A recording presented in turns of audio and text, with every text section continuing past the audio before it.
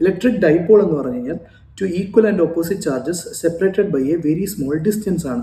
ആ ഡിസ്റ്റൻസിനെ നിങ്ങൾക്ക് 2L എന്നോ അല്ലെങ്കിൽ 2A എന്നോ ഒക്കെ വിളിക്കാം. അപ്പോൾ അവിടെ ഉണ്ടാകുന്ന ഡൈപോൾ മൊമെന്റിന്റെ ഇക്വേഷൻ Q ഇൻറ്റു 2A ആണ്. ഈ ഇക്വേഷൻ എല്ലാവർക്കും അറിയാമായിരിക്കും. സോ ഇതിൻ്റെ 3 കേസസ്, മെയിനായിട്ട് നിങ്ങൾ പഠിക്കേണ്ടത് ആക്സിയലും ഇക്വറ്റോറിയലുമാണ്. അതിൻ്റെ മൂന്നാമത് ടോർക്ക് എന്ന് പറയുന്ന ടോ കണ്ടുപിടിക്കാനുള്ള ഇക്വേഷനും കൂടി ഉണ്ട്. ഇതിൽ ഈ ആക്സിയലിൻ്റെ ഇക്വേഷൻ എന്ന് പറയുന്നത് 1/4πε0. ഈ 1/4πε0 എന്ന് പറയുന്ന ഒരു കോൺസ്റ്റന്റ് ആണ്. ആ കോൺസ്റ്റന്റിന്റെ വാല്യൂ 9 × 10⁹ ആണ്. ആ വാല്യൂ ഇൻറ്റു 2p/r³ ആണ് ഇക്വേഷൻ. ഇത് ഈ ആക്സിയലിന്റെ ഇക്വേഷൻ ആണ്.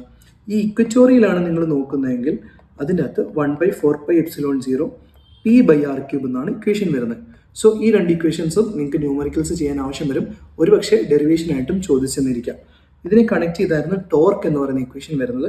ടോർക്ക് കണ്ടുപിടിക്കുന്ന ഇക്വേഷൻ PE sin θ ആണ്, അല്ലെങ്കിൽ P ക്രോസ് E എന്ന് നിങ്ങൾക്ക് പറയാം. ഈ ടോർക്കിന്റെ കണ്ടിന്യൂഷൻ ആയിട്ടാണ് potential energy stored in A dipole next ചാപ്റ്ററിൽ വരുന്നത്. Goes load applications very important ആണ്. ഈ ചാപ്റ്ററിൽ ടോപ്പ് പ്രയോറിറ്റി വെച്ച് പറയുന്നത് ഗോസ് ലോഡ് ആപ്ലിക്കേഷൻസ് ആണ്. നിങ്ങൾക്കറിയാം ലൈൻ ചാർജ്, അതായത് ഇൻഫൈനൈറ്റ് ലൈൻ ചാർജും ഇൻഫൈനൈറ്റ് പ്ലെയിൻ ഷീറ്റിൻ്റെയൊക്കെ ഇക്വേഷൻസ് ഡെറൈവ് ചെയ്യാൻ നിൽക്കുന്നുണ്ടായിരുന്നു. അപ്പോൾ ന്യൂമറിക്കൽസ് ചെയ്യാൻ നേരത്ത് നമുക്കതിൻ്റെ ഇക്വേഷൻസ് വേണം.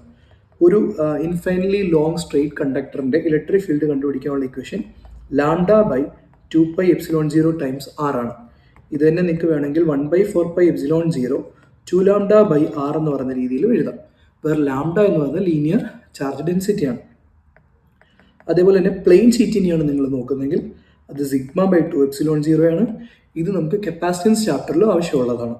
സ്പെറിക്കൽ ഷെല്ലിന് 3 കേസുകളുണ്ട്. നിങ്ങളൊരു ഷെല്ല് എടുക്കുന്നു, ഈ ഷെല്ലിൻ്റെ സർഫസിൽ ചാർജ് ഡിസ്ട്രിബ്യൂട്ട് ചെയ്യുന്നു, അതിൽ നിന്ന് പുറത്തേക്ക് ലൈക്ക് സ്മോളർ ഡിസ്റ്റൻസ് പുറത്തൊരു പോയിന്റ് എടുത്താൽ അവിടുത്തെ ഇലക്ട്രിക് ഫീൽഡ് എന്ന് പറഞ്ഞാൽ 1/4πε0 Q/, ടോട്ടൽ ചാർജിനെ Q എന്ന് വിളിക്കുകയാണ്, Q/r² ആയിരിക്കും.